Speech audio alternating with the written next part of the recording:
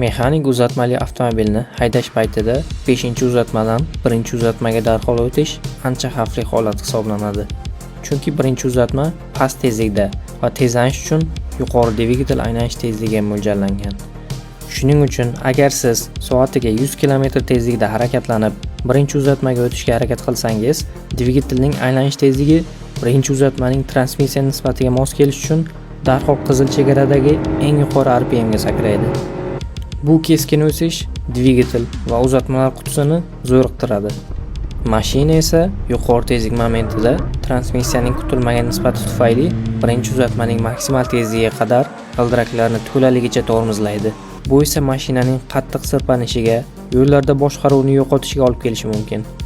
Shuning uchun bunday holat ayniqsa qishki mavsumlarda juda xavflidir.